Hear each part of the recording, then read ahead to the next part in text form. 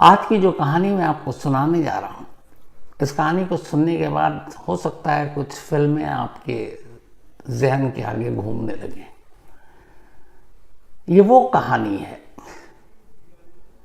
जिसमें पहले वो लोकल पुलिस, फिर सीआईडी, फिर सीबीआई सबने जांच की, लेकिन नतीजा सिफल रहा। ये वो कहानी है जिसमें जिन जिन लोगों को शक के घेरे में लाया गया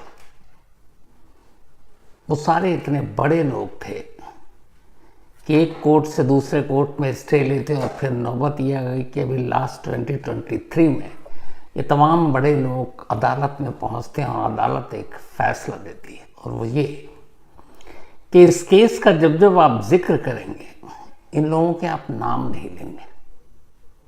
आज जो मैं आपको कहानी सुनाने जा रहा हूं जिसमें जो भी शक के घेरे में थे सबके नाम है, लेकिन ले नहीं सकता क्योंकि कोर्ट ने रोक लगा रखी है। इससे पहले जब जब इन लोगों के नाम लिए गए, वीडियो हटा दिए गए यूट्यूब से, एफआईआर दर्ज किया गया उन जर्नलिस्ट के खिलाफ, और अगर वो लोकल हैं तो फिर पता नहीं किस किस तरह की धमकियां मिली। लेकिन अब तो कोर्ट के जरिए उन्होंने एक हथियार ले रखा है, आप चाहकर भी नाम नहीं ले सकते। ये वो कहानी है जिस इलाके की कहानी है। कहानी एक लड़की की है, लेकिन इस लड़की के पीछे 90 और लड़कियों की कहानी है जो गायब हो गई, जिनका मर्डर हुआ, रेप हुआ, आज तक केस नहीं सुलझा। 90 लड़कियों के अलावा 310 से ज़्यादा और महिलाएं हैं जो इसी इलाके में गायब हुई, यानी 400+। क्या हुआ उनके साथ, कैसे हुआ, कौन थे, कुछ पता नहीं। पुलिस की फाइल में ये सारे केसेस अनसॉल्व्ड। जब जब किसी ने जांच करने की कोशिश की ईमानदारी से, उसके साथ पता नहीं क्या क्या हुआ। जो जो इसमें विटनेस गवाह है, एक्सीडेंटली या किसी और तरीके से उनकी मौत हो गई,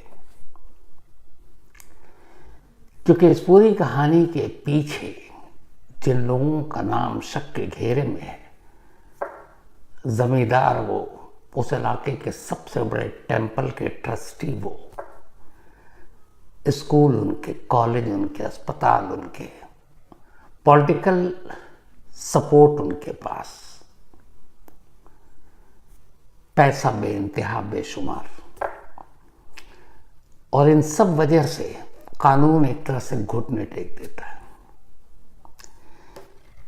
जो 400 से ज़्यादा महिलाओं की मैंने बात की और इसमें 90 सिर्फ लड़कियां हैं, एक लड़की के ज़रिए अगर ये कहानी सुनाऊंगा तो बाकी की 90 और 400 महिलाओं की कहानी आप खुद समझ जाएंगे कि क्या हुआ होगा। ये कहानी है सौजन्या की। सौजन्या एक 22-23 साल की लड़की। कहानी है साउथ कर्नाटक के एक बहुत ही खूबसूरत जगह जिसका अपना 800 साल का हिस्ट्री है। उस जगह का नाम है धर्मस्थला। कहानी धर्मस्थला की है, साउथ कर्नाटका की। इसी धर्मस्थला में एक सौजन्या नाम की लड़की रहा करती थी। सौजन्या एमएन कॉलेज में सेकेंड ईयर की स्टूडेंट थी, इस धर्मस्थला के उजिरे इलाके में। एमएस यानी कि धर्मस्थला मंजू नाथेश्वरा कॉलेज, ये एक ट्रस्ट का कॉलेज था। सेकेंड ईयर की स्टूडेंट थी, सब कुछ ठीक ठाक चल रहा था। 9 अक्टूबर 2012, 9 अक्टूबर 2012 की बात है। उस दिन भी सौजन्या कॉलेज गई, कॉलेज में क्लास अटेंड किया। 3:45 पे उसने कर्नाटका स्टेट रोड ट्रांसपोर्ट की बस पकड़ी जो डेली पकड़ती थी, और अपने घर के लिए निकल गई। आखिरी में 2 दोस्त मिली, दोनों के साथ उसने बातचीत की, बस में बैठी, अपने घर के पास वाले बस स्टॉप पर उतर गई। तब घड़ी में वक्त हुआ था शाम के 4:15 बजे। आधे घंटे का ये सफर था कॉलेज से उसके घर तक का। उस दिन तेज बारिश भी हो रही थी।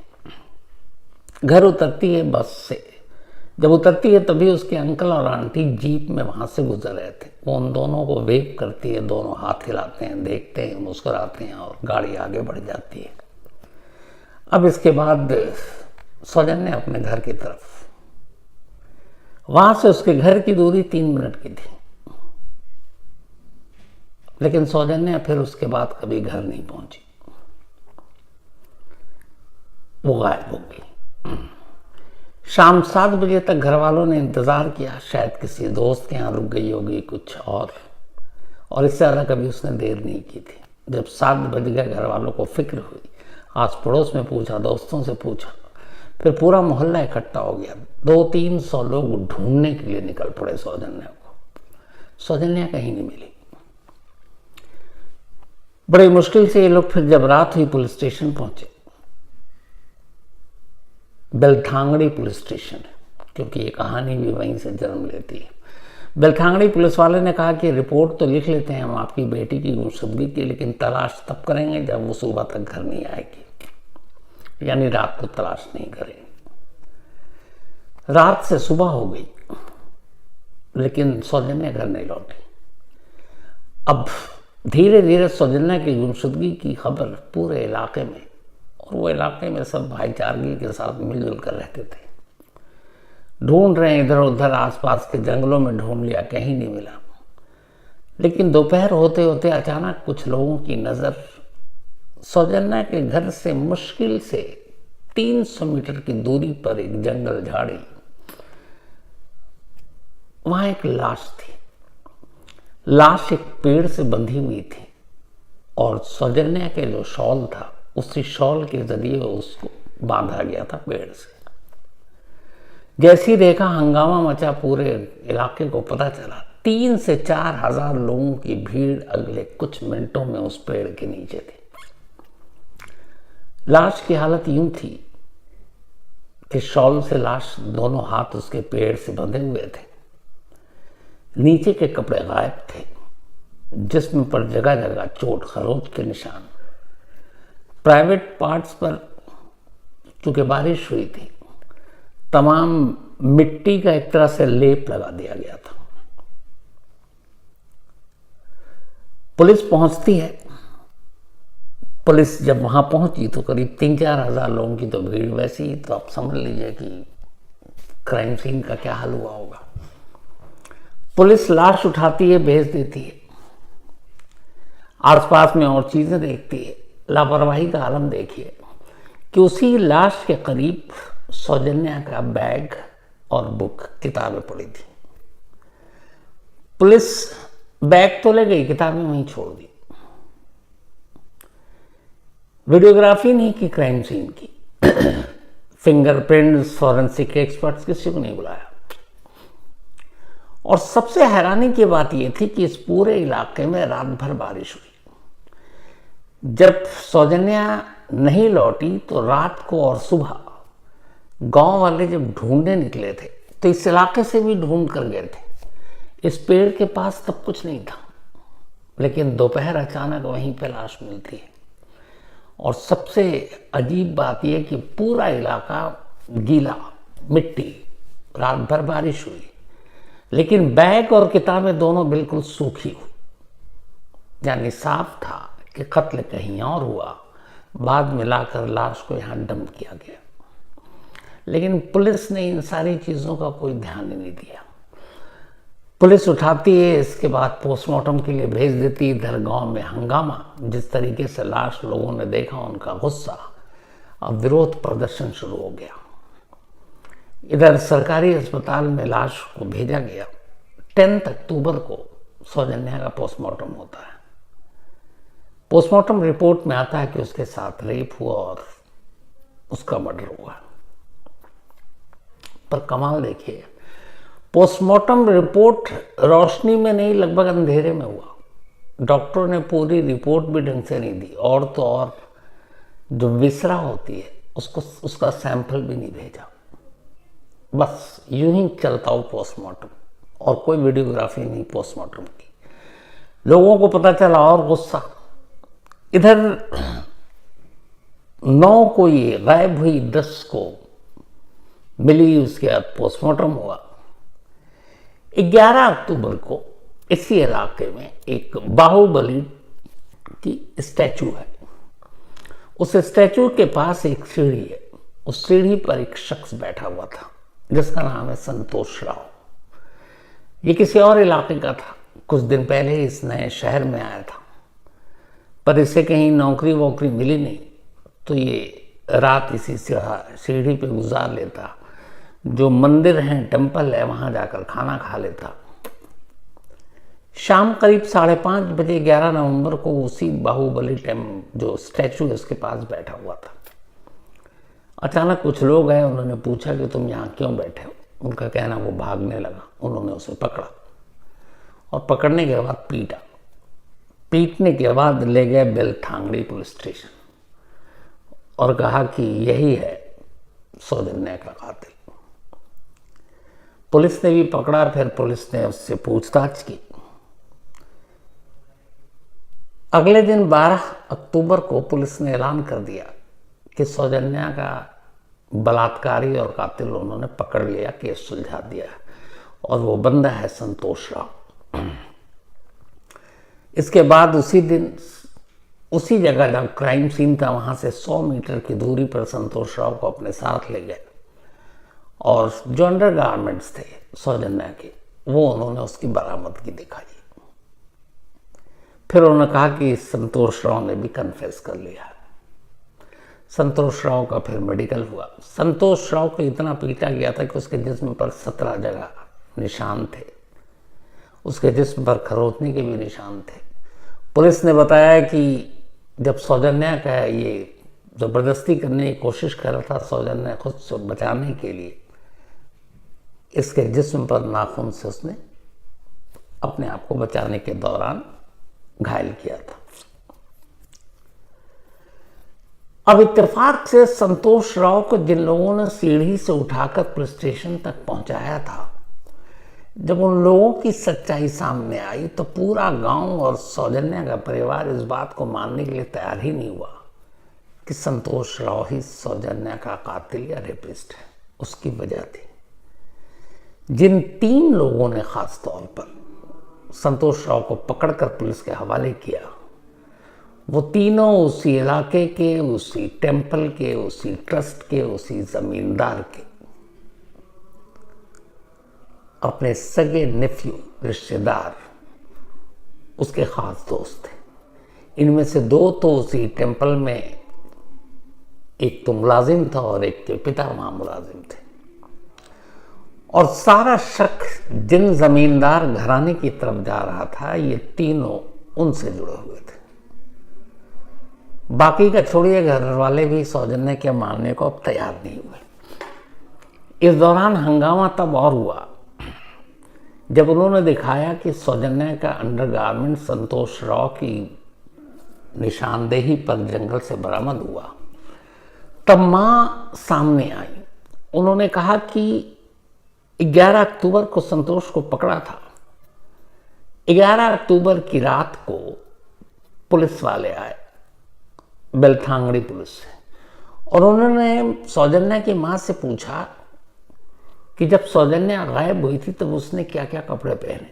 फिर उसने स्पेशली पूछा कि उसने अंडरगारमेंट्स क्या पहने थे, किस कलर के पहने थे, किस तरह के पहने थे।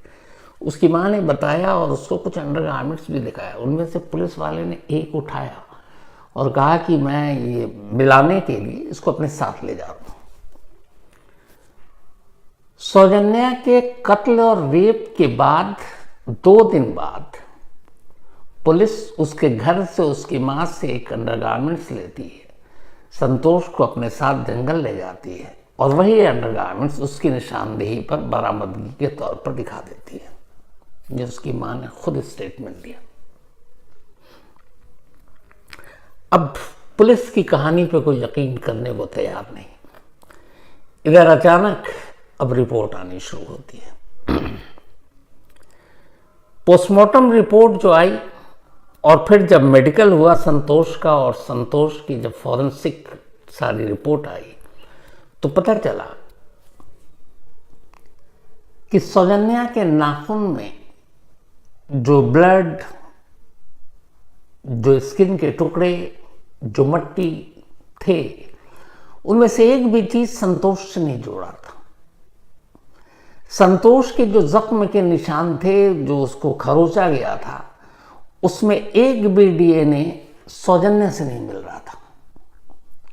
संतोष के पूरे बॉडी पर और जख्मों पर 2 डीएनए मिले, खुद उसका अपना और एक अनजान, वो भी मेल का, सौजन्य का नहीं था। इसके अलावा जो सीमन और प्राइवेट पार्ट्स की सारी रिपोर्ट आई, उसमें भी सौजन्य के सीमन और बाकी चीज़ों पर संतोष राव का कोई निशान, कोई सबूत नहीं मिला। अब नहीं मिला, लेकिन पुलिस अड़ी हुई है। पुलिस ने संतोष को ही बनाया और कहा कि बस यही है। अब माँ बाप गांव वालों को पता था, सब भड़के हुए, 3-4 हज़ार लोगों का प्रोटेस्ट शुरू। आखिरकार थक हार कर सरकार ने नवंबर 2012 में ये केस, यानी 1 महीने के बाद, कर्नाटक सीआईडी को सौंप दिया। अब सीआईडी ने इस केस की तफ्तीश की। घर वालों सबने कहा कि वो जो जमींदार घराने के लोग हैं, आप उनको पूछताछ कीजिए, उनको पकड़िए, वही लोग हैं।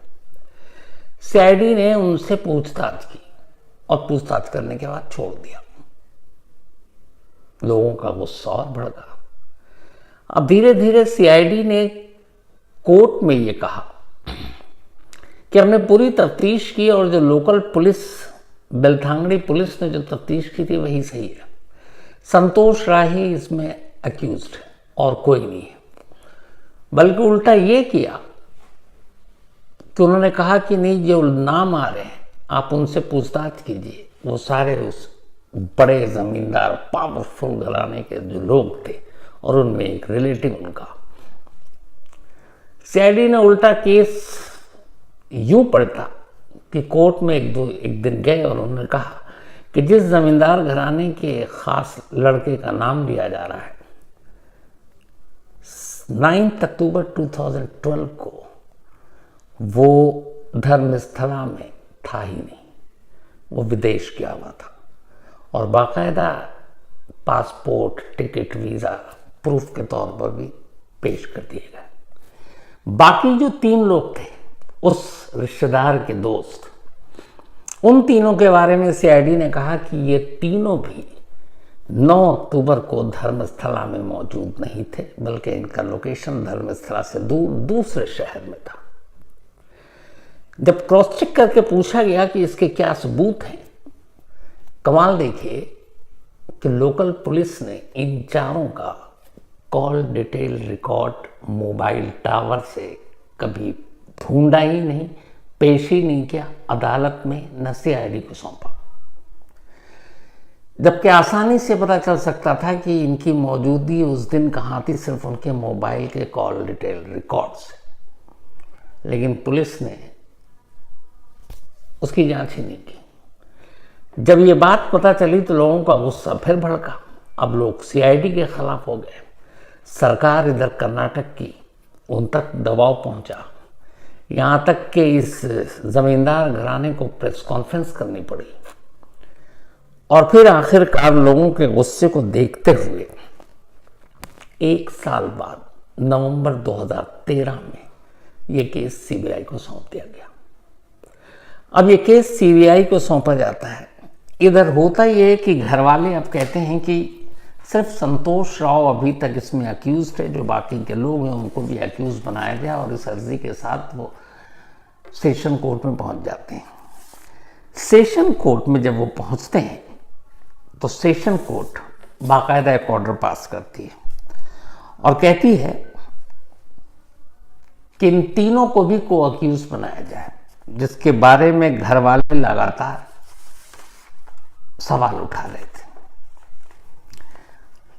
और ये ऑर्डर पास होता है कोर्ट के जरिए, लेकिन जैसे ही कोर्ट का ऑर्डर पास होता है कि इनको अक्यूज बनाया जाए, वो सभी कर्नाटक हाईकोर्ट पहुंच जाते हैं और स्टे ले लेते हैं। अब उनको को अक्यूज नहीं बनाया जाता। इसके बाद केस चलता रहता है। 2023 में मैंने आपसे कहा कि जितने भी अक्यूज पावरफुल घराने के, उनको लेकर फिर एक और ऑर्डर आता है कि कोई मीडिया, कोई और कहीं इनके नाम नहीं लेगा।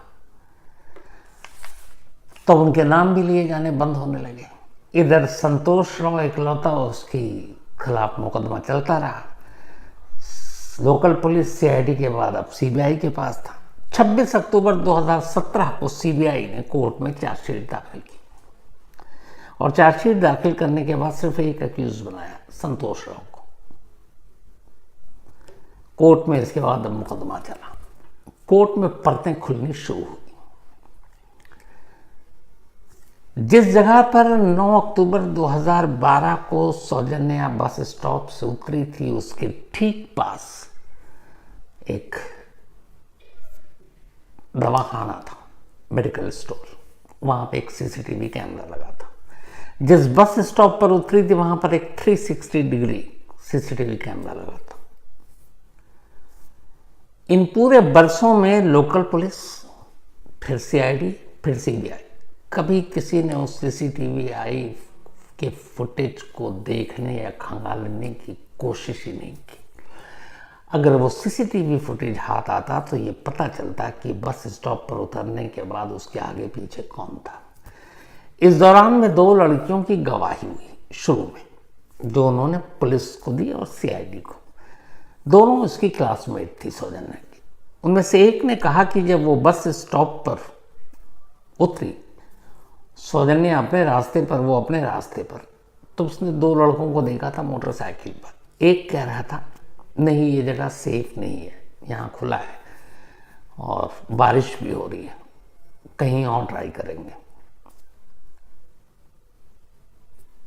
वो उसी ट्रस्ट से जुड़े हुए लोग थे। एक और गवाह ने कहा कि जब सौजन्या गायब हुई, उसके नेक्स्ट डे वो 3 लोग जो उनसे जुड़े हुए थे, जिनका नाम नहीं ले सकता, उनमें से 2 आपस में बात कर रहे थे और उसकी दोस्त वहां से पीछे से गुजर रही थी और उसने अपने कान से सुना और ये कि नहीं, कुछ नहीं होगा, बारिश बहुत हो गई है, तो सबूत तो अपने आप धुल जाएगा।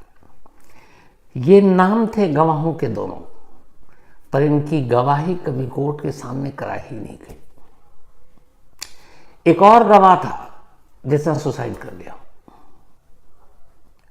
कोर्ट ने पूछा कि आप सीसीटीवी कैमरा नहीं लाए। जो अदालत में फॉरेंसिक और मेडिकल सपोर्ट जो प्रूफ दिए गए, कोई डीएनए मैच नहीं किया संतोष राव से, न उसके सीमन पर, न प्राइवेट पार्ट पर, न उसके नाखून में। सौजन्या के नाखून में भी जो ब्लड, स्किन के टुकड़े या मिट्टी, उनमें से एक भी संतोष राव का नहीं था। संतोष राव के जिस्म पर जितनी भी खरोंची थी, उनमें से एक भी सौजन्या का नहीं था। कॉल डिटेल रिकॉर्ड नहीं खंगाला, सीसीटीवी फुटेज नहीं दिया, पोस्टमार्टम रिपोर्ट अंधेरे में हुआ, विसरा संभाल के ही नहीं रखा गया। मतलब हर चीज इस तरह से की गई कि सीधा था कि इस केस में कुछ नहीं होना। 26 अक्टूबर 2017 को जब चार्जशीट दाखिल की, इसके बाद अगले 6 साल तक सेशन कोर्ट में मुकदमा चला। 16 जून 2023, 16 जून 2023 को कोर्ट ने अपना फैसला सुनाया और कोर्ट ने कहा कि एक भी ऐसा सबूत न पुलिस, न बाद में सीआईडी, न फिर सीबीआई पेश कर सकी, जिससे कि बाकी छोड़िए संतोष राव को इस मामले में गुनहगार माना जाए। 12 से लेकर 23 यानी 11 साल तक संतोष राव जेल में रहा और 16 जून 2023 को कोर्ट ने संतोष राव को बरी कर दिया। इस दौरान में 4 विटनेसेस की मौत हो गई और इसी 2023 में, इसी फैसले के बाद फिर एक और फैसला आता है, जो जमींदार के घराने के लोग पहुंचे थे कि हमारा नाम कोई ना ले। और कमाल देखिए, कोर्ट ने ऑर्डर भी पास कर दिया कि इनका नाम न लो। एक किसी इलाके में एक पुलिस वाले थे उनका नाम है गिरीश। गिरीश को जब ये पता चला तो उन्होंने अपने तरफ से इस केस की जांच शुरू की, खूब लड़ाई लड़े और अभी भी उसमें लगे हुए। इसके बाद धीरे धीरे जब इस इलाके में इस धर्मस्थला की कहानियां को खोदना शुरू किया गया तो पता चला कि धर्मस्थला और उसके आसपास 400 से ज़्यादा महिलाएं और लड़कियां ऐसी हैं जिनका केस आज भी अनसॉल्व है, जो गायब हो गए, जिनका मर्डर हो गया, जिनका रेप हुआ, कुछ पता नहीं। और सबसे कमाल की बात यह थी कि जिस संतोष राव को इस केस में पुलिस, सीआईडी, सीबीआई सब ने अक्यूज बनाया, पुलिस का कहना था कि ये जो 9 अक्टूबर 2012 को सौजन्या गायब हुई और उसका कत्ल हुआ, 8 अक्टूबर को पहली बार संतोष राव धर्मस्थला पहुंचता है। ये एक सृजन इलाका है, वहां रहता था और आने के बाद इसी ने ये सब कुछ किया।